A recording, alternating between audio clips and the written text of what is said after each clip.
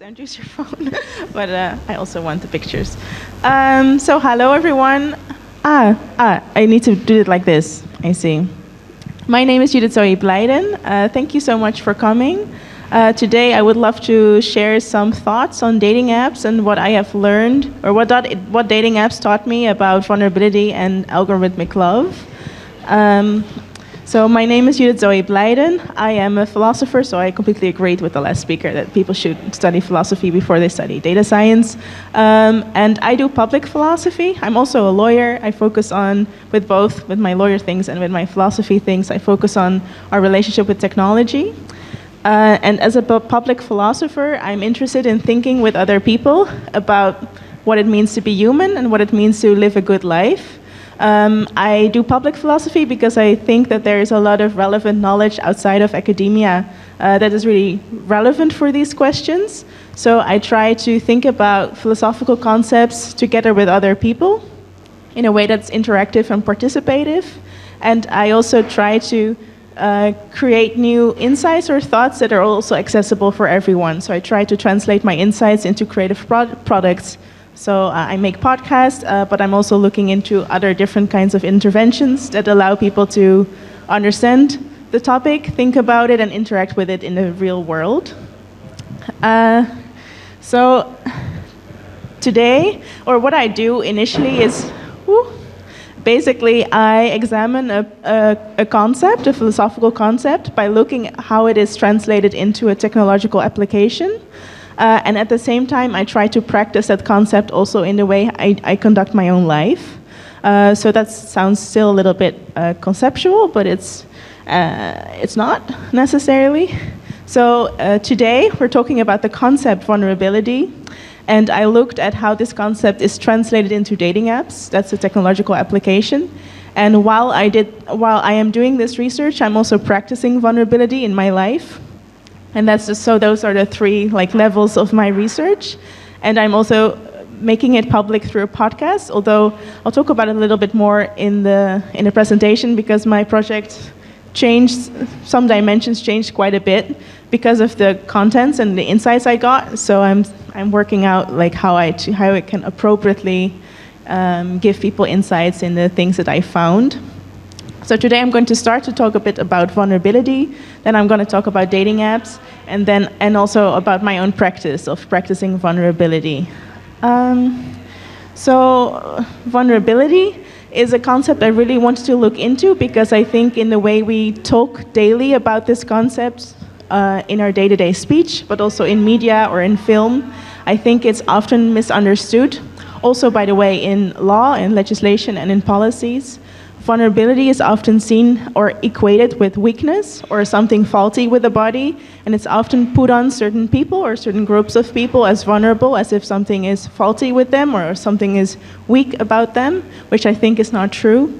Mostly happens with people who are in a marginalized community, so people with a disability, or for instance, black women, where we approach these groups or individuals as if there's something wrong with them, and that we need to help them to be more empowered and to get stronger, to kind of negate their own vulnerability, which I think is a wrong, it's a bit of a misunderstanding of what vulnerability really is. Another thing that I'm seeing a lot, especially lately, is this idea that you can also be without vulnerability, that you can be invincible. This is often associated also with powerful men. I think everyone recognizes this also now in politics with Trump and Musk. I also think it's really shown in this image of Trump after the almost assassination, where he came out as kind of this invincible, unharmable character, as someone who is not, who is outside of vulnerability, who does not have any vulnerabilities, and someone who also clearly approaches vulnerability himself as weak, even though I don't think it is weak to be vulnerable.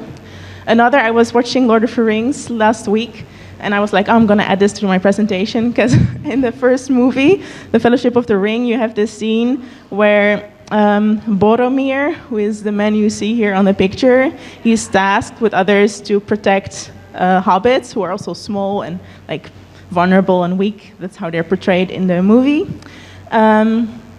And yeah, there are like hundreds of orcs coming to the hobbits, and then Boromir like has his moment of redemption, and he comes up and he fights all of these orcs, and every time he's hit by an arrow, but the arrow doesn't hurt him. Like, he has come above his corporality, above his like physical body, and with every arrow he gets stronger, and then he takes another arrow, and then he takes another arrow. And I also thought it was such a silly way of thinking about bodies and thinking about what people can do, and this idea that trying to not show that you're hurt, that's somehow an admirable thing, and something we should all try to be as well.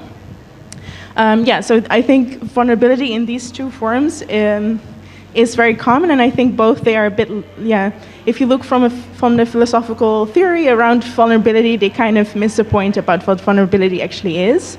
So I thought it would be interesting to talk about this with other people in a public philosophy project, because I think there's a lot of power and beauty in vulnerability that now doesn't really get talked about so much. Yeah, so I talked about this. Some of you might know this concept of vulnerability. So Brené Brown, a couple of years ago, she had a TED Talk, which was called The Power of Vulnerability. She's a psychologist and sociologist, I think, from the United States. And in this TED Talk, she speaks about the necessity of vulnerability if you want to connect with other people. And she speaks about vulnerability as an immense power in order to live a meaningful and authentic life with other people in connection. And I think that's very, very true. And I think that's such a beautiful contradictory to the other forms of vulnerability in the way vulnerability often is spoken about. At the same time, when I was also listening to her speech, I was also, I agree that vulnerability is necessary if we want to connect with each other. At the same time, just asking people to be vulnerable, I think, is not good enough. Like, I think there is certain situations where we can allow ourselves to take risks because there are other things in place. For instance, because if we get hurt, we can go to a place where we can heal, or because we have support from other people if bad things happen. So although I completely agree with the need for vulnerability, I think there are certain requirements that need to be in place in order for people to be able to take the risk of vulnerability in order to connect.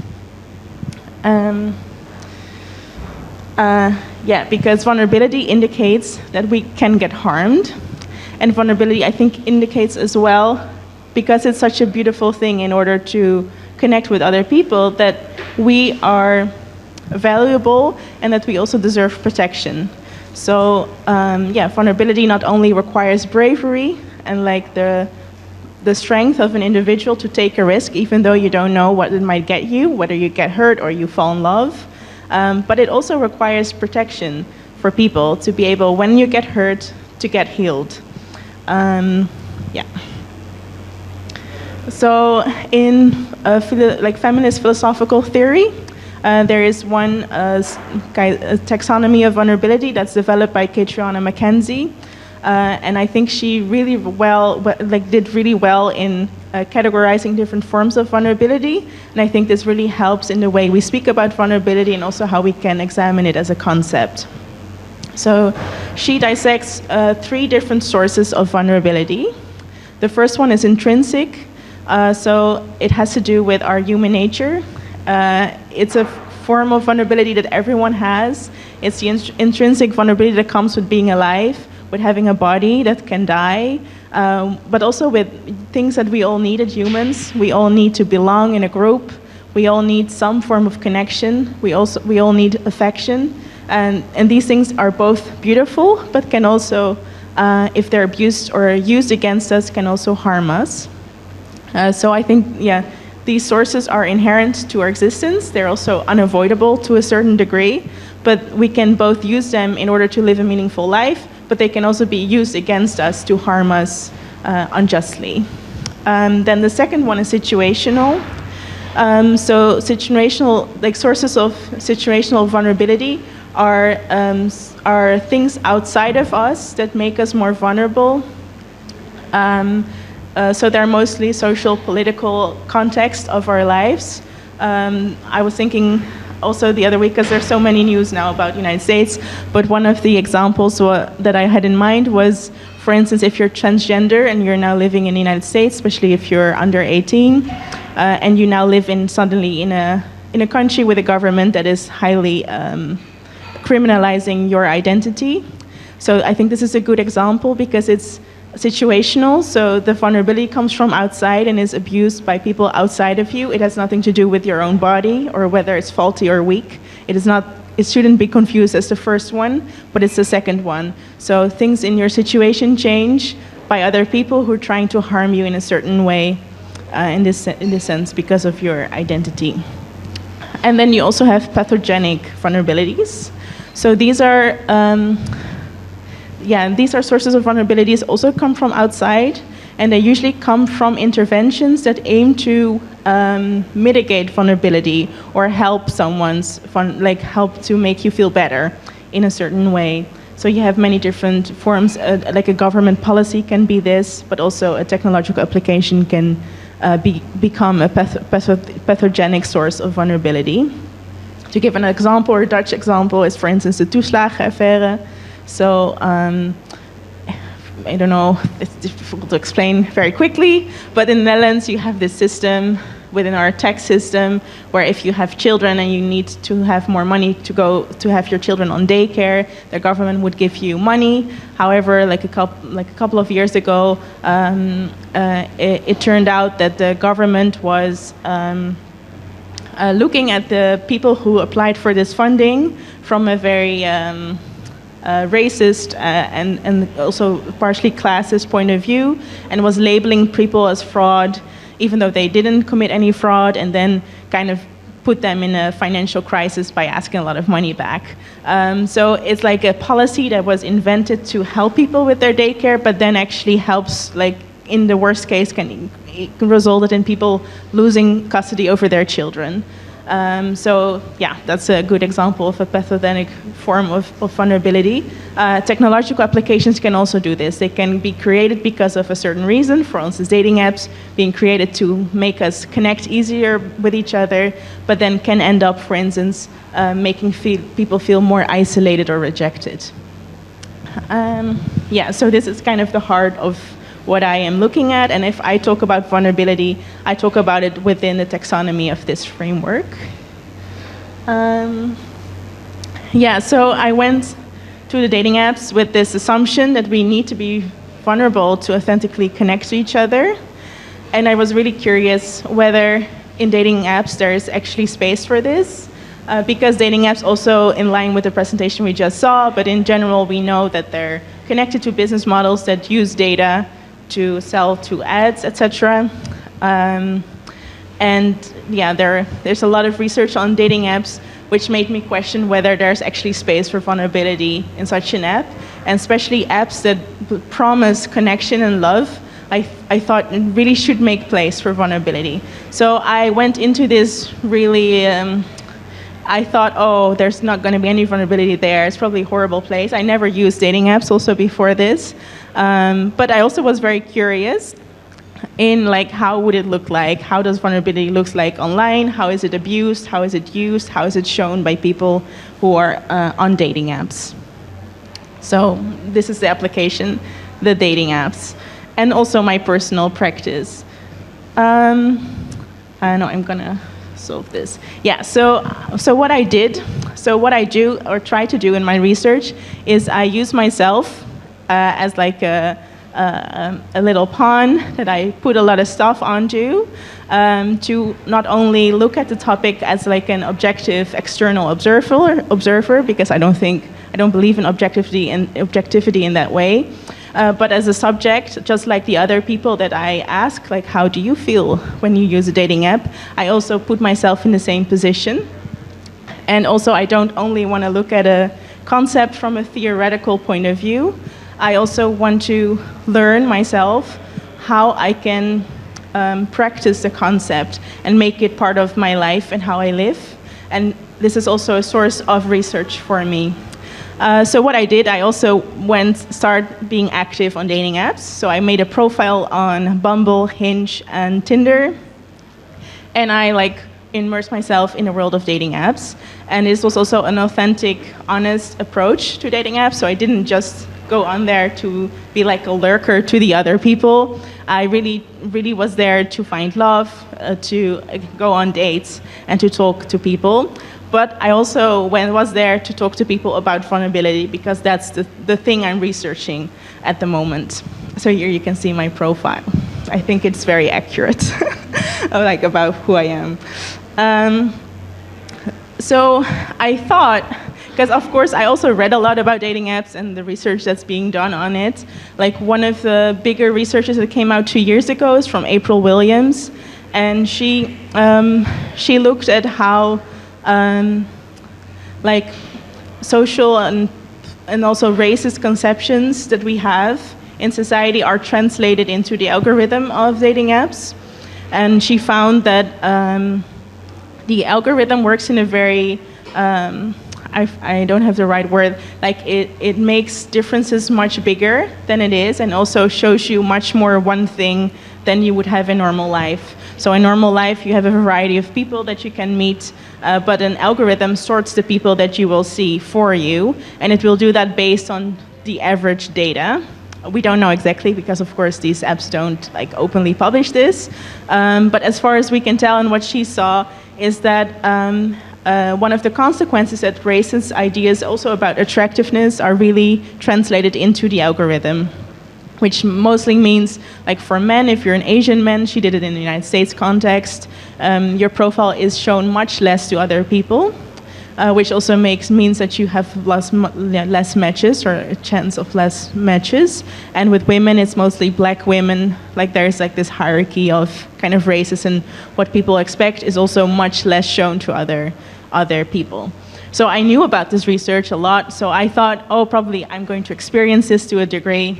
Wasn't the case at all. Also in the beginning I thought, okay, this is going to be great, I'm going to go on these dates, and then I get to know all of these people, maybe they want to be like part of my next podcast season, and then it can be all nicely neat together. And it went very, very, very differently than I thought, because I kind of had a great time, which wasn't what I was expecting at all. So I had around like 20, I would say, qualitative chat conversations with men on these dating apps. This is excluding the aggressive or harmful ones. I will talk about it a bit later, especially if you're a woman on dating apps talking to men, you receive like a small number, but still significant number of very negative comments on dating apps. And usually I wouldn't respond to them because it's not good for me and doesn't help, so you just go kind of move on. Sometimes I did if I felt like particularly empathetic or I had a lot of patience. I want to share one story. So one guy, for instance, messaged me with, hey, there's something wrong with your profile. Do you want me to tell you how it could be improved?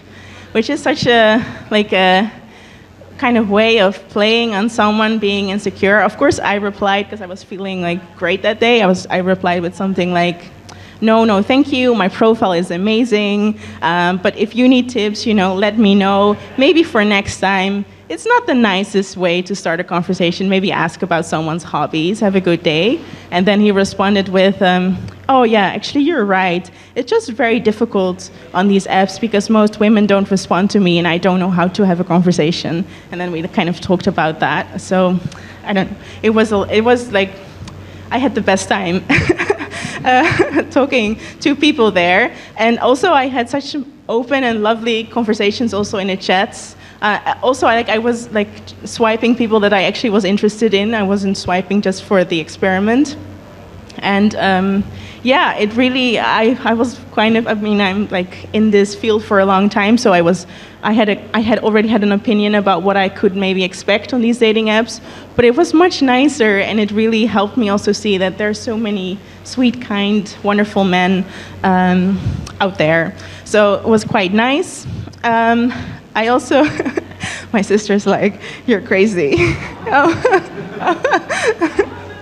Okay. I see. And then I went also on dates, and these were actual dates, but I also would also always bring up my work and what I do, also from the beginning, like it was on my profile, and I would also be open about it from the beginning. So what have I learned? Also, I had to kind of completely change my methodology at some point and stop dating. I will tell you more about it at the end.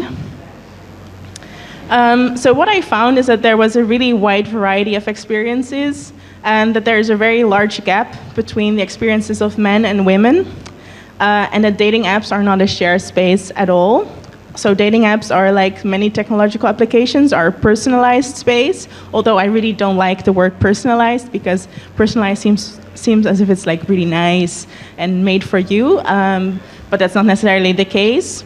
And the differences, I think, because I was very interested, like, how does vulnerability look like at dating apps? Is there space for vulnerability? And the more I got into it and the more I talked to people, the more I realized that the thing I should focus on is how does the space look like, literally, and then how do people move around it and how do people show up within this space. So that's now the focus of my research. Because, yeah, these are some data of the dating app space. And there, especially if you look, so I looked like from a heteronormative perspective, but if you look at the differences of how men and women experience it, it's very tied also to how this space looks for them. So on most dating apps, the majority of people there is male. The numbers are a bit different if you look at different studies, but usually the ratio is between 60-40 or 70-30, meaning that men have way more competition and have a much lower chance on a match. They experience rejection much more, and they have more often that women don't respond at all. They also have more often that their deck is empty, so that they have slide every person in their vicinity. So that their deck is zero. Women, on the other hand, experience a lot of matches often, and a report often of feeling overwhelmed and unable to keep up with the different matches that they are having. Also, they report receiving much higher negative responses, like very negative responses that are either borderline assault or harassment. So which also really differs how they approach the app and how they understand it as a place where they can feel secure. Then, yeah, I already talked about this a little bit. So the algorithm also kind of shows you the similar profile based on how you interact with the app and also based how people interact with the app. So also the people that you see aren't necessarily a reflection of the people that are there in theory. But they are molded, and you don't know really how the algorithm works and what the factors are that make that you see certain people more or less. And of course, this is not necessarily the focus of my research at this point, but I will want to look at it more later. But like zero information that you share on dating apps is private. The conversations are not encrypted, and dating apps are also used, as same with the last presentation, to analyze and collect data, and the data is sold for advertisement and such. Even though people don't realize this as well, because many people have very intimate conversations on the dating apps, they clearly treat it as a private space, even though it is not. And then, which I think is really interesting and worrying, also men are reported to pay way more often for services that are promoted within the dating app than women, which makes a lot of sense because the app is designed in such a way that there are much more men, there's much more competition for the men, and it's much more difficult for the men to be shown to women there. So it's clearly like a solution for a problem that's created by the dating app itself. I talked about this. So then what I am then what I did is, okay, so how can we think about the dating app space as a more of a physical space? And how can we get a better understanding of how it's different from the normal spaces that we are used to, like this one here, or a bar, or a restaurant? So here I kind of schematisch, like I made a overview of how a bar looks like. And it's a heteronormative, all of this is heteronormative, this too. So the green ones are men, and the red ones are women. So in a normal situation, in real life, you have around 50-50 ratio, men to women. It differs a little bit on different ages and different countries, but in general, this is how life looks like. We can be in the same space with the same surrounding, where we both see the same things. We can see both other people and the people that we want to focus on, and we can choose ourselves how we want to move around this space. We can also adapt how we want to show up and how we want to show vulnerabilities based on this information. So, and probably how our space changes around us will change how we show up as well. So in your home, you might share a secret to your friend, while in a bar you might say something different, or you will maybe whisper it into someone's ear. And in a completely public space where you know nothing, you will also behave differently, and you will show different parts of yourself. So in the real world, we're used to being able to understand where we are and adjust our own behavior and what we show to the world based on that. So in a dating app space, first of all, so the ratios are completely different. And second of all, we don't really see other people. We see their profiles, which is already, even though I think I thought mine was very accurate, but even though there's obviously a certain of artificiality around someone's profile. It's not an actual person. You're talking to like a profile, and behind that profile it might be a person, might also be a very different person than they say. And then if you look at from the perspective, if you look at the perspective of the user doesn't see the general context. So the user doesn't know who's their competition in this product kind of commodified space. They also don't know how many people are on the other side. They just get hints from the designing, the dating app space about where they are, but there's a lot of things that they don't see. So I try to visualize this in the fact that, so the column is basically on one side the user, which is now on the left here, and the other side you have the profile deck, where you have, in this case, women or profiles of women, and you can only see one at a time, and you need to swipe that person before you can see the other ones. A user doesn't know how many people are under the slide deck. It doesn't know how many people are outside of the slide deck. It doesn't know who is shown to them for what reason.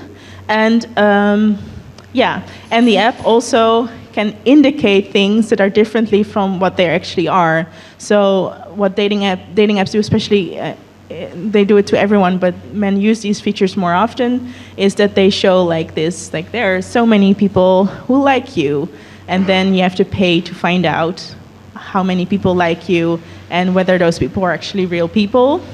So that's why I kind of visualize it with these black dots with a euro sign in front of it. You can also have it, because I've heard that you pay and then you find out that there are no more people who they're like you, which is obviously extremely crude and mean. Oh, actually, I forgot, because in my mind I wanted to kind of play this out in the space, but when I was sitting in the audience, I was thinking, it's like there's a little bit not enough room, and also the ratio in the audience isn't the best, because I wanted to show like the dating app ratio, but there are a lot of women here, which is not how it's online. So I changed that, but anyway. So from the female perspective, the space is quite different. So I try to make that visual here. So of course the females also has a column, and it's the same. It works in principally the same. However, what I think is more more important for the female experience is one, the very negative responses that women can get, and also the overwhelming amount of men around you, and also what that means for a woman. Like, I found it quite scary to see every time there are 600 people that like you now in like a half an hour. Doesn't make me feel great necessarily. So yeah, it's more like an overwhelming kind of scary space for women, while I would say in general for men, it is a space that leads to a lot of rejection and also insecurity, because a lot of the context is isn't shown. You're not aware of what context you're working with. Also, another thing, it's a bit of a sideline, but I want to share, because I looked at so many of this on Reddit. You have a lot of rate my profile threads. I don't know if you've ever seen them, but I think they're also such a symptom of how dating app spaces are specifically for men. So there are a lot of men who put their profile on Reddit and then say something like, oh, I haven't had a match in 3 months, I'm getting really insecure, what is it that I'm doing wrong? And then people comment very kindly most of the time about like how they can change maybe a photo or how they can change the description. But I found it also very disheartening and sad because men also don't realize what kind of context they are put in a dating app. They seek to themselves and they think, I must be doing something wrong, that I'm not getting any matches. I need to commodify my profile better so that I do better at the dating app market. Which is often it's not them at all. It's like the space, how the spaces are designed. So to take this back to vulnerability, so I had to kind of stop my methodology because I fell in love. And now I'm like, it's a year in, and now I have a boyfriend because of this project. So I had to kind of completely rearrange how I do things. And I'm really focusing now on the space and how this context of the dating space is so strange. But also because what I found is that vulnerability is indeed very important. I also experienced a lot of open and honest conversations with men about how they feel about dating apps. And they're not the nicest spaces to be vulnerable. So what I'm now looking at is how does the space look like and what kind of protection measures do we need to make sure that people actually can be vulnerable. Because vulnerable is not just about bravery, as I said in the beginning, but it's also about having a fostering environment that lifts you up and supports you when you are so brave that you can finally be vulnerable. So it's still ongoing research. I'm still in the middle, and I will again make a podcast series about this. I made it from my last one. Oh yeah, this is me in Greece, because my boyfriend now is Greek, and I had a great time. I will make a podcast again about it, and also about the people that I spoke and the researchers that I spoke to, and I'm still speaking to, by the way. So if you know people who do research on this topic, or people who have a personal experience that they would love to share with me, please let me know. I'm working on it, and I'm working on like a second half of this research where I'm more focused on how to visualize dating spaces and how to collect the requirements we actually need in these kind of spaces to be vulnerable. So thank you so much, and that was it.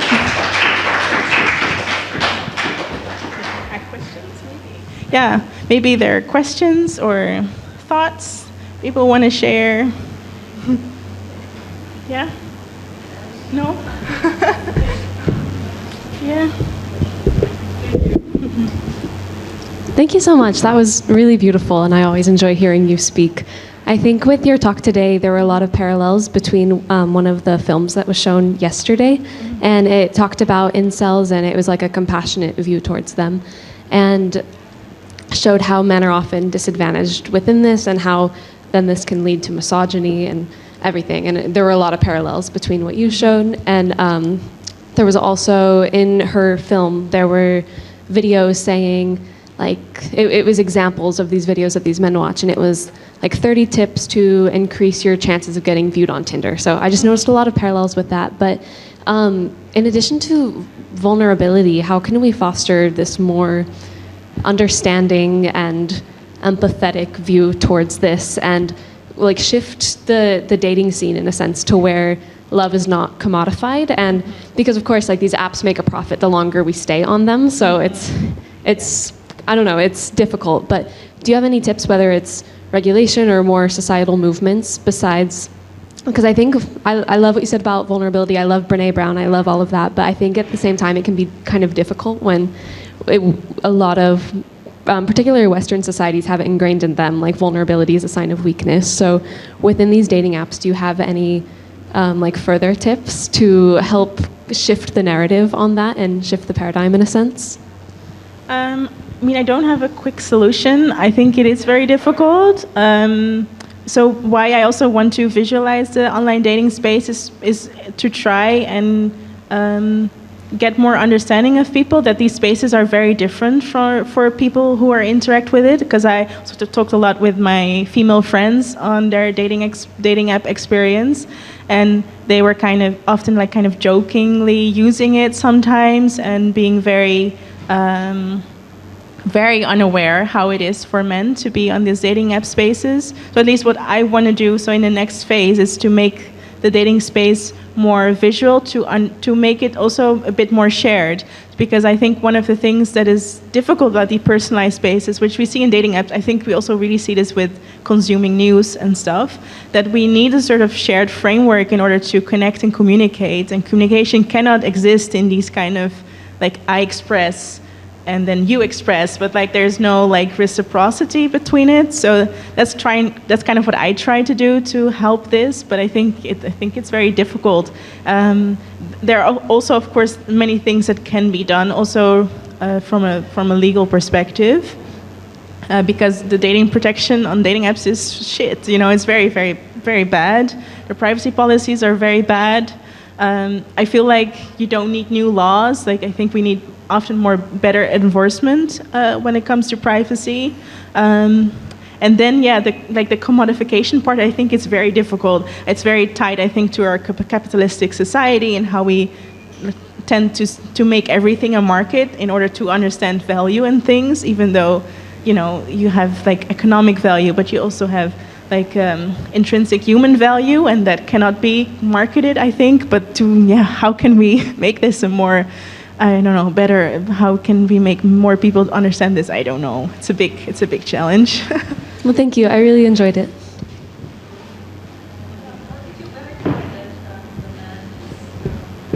Sorry. How do you verify that men were in a negative position, or did you talk to the developers, or what? I couldn't hear. The men has a negative? You said that the apps were more negative towards the men. Yeah. Did you verify that with the developers, or just by talking to the men?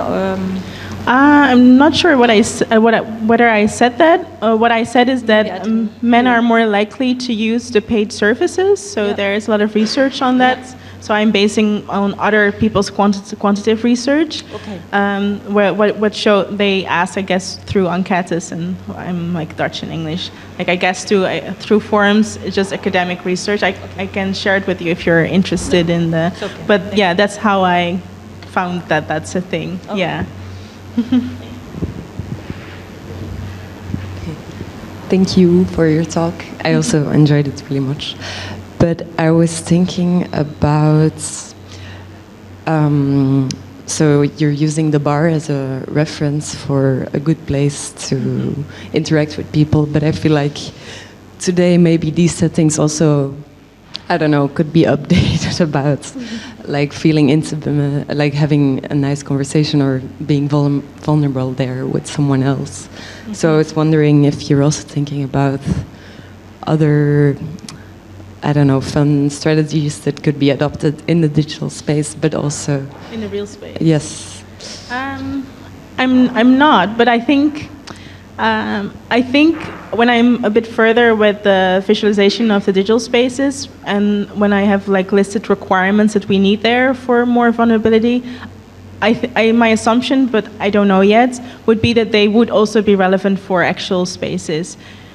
Because what I in general like doing is to use technological applications as a reflection of the real world. In the end, technological applications aren't separate from our real world. So when we look at them, we also get a mirror into what is actually necessary in our everyday lives in other aspects that are non-technological as well.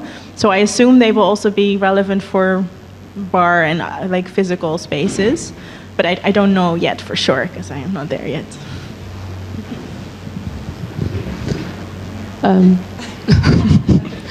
Thank you so much for the presentation. I was wondering, because you talked a lot about gender, if there's other characteristics like economic or language or background that you look into and that you will take within your research.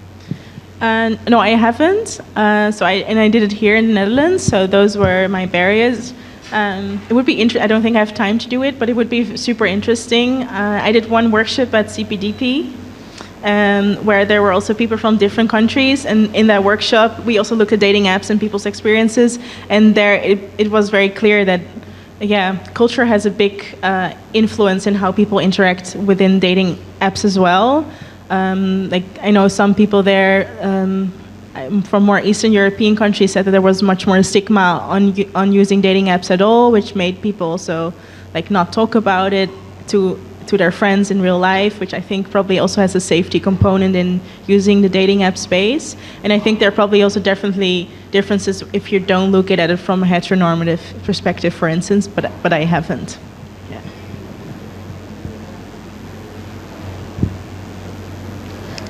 No more questions. Thank you, Judith. Thank you very much.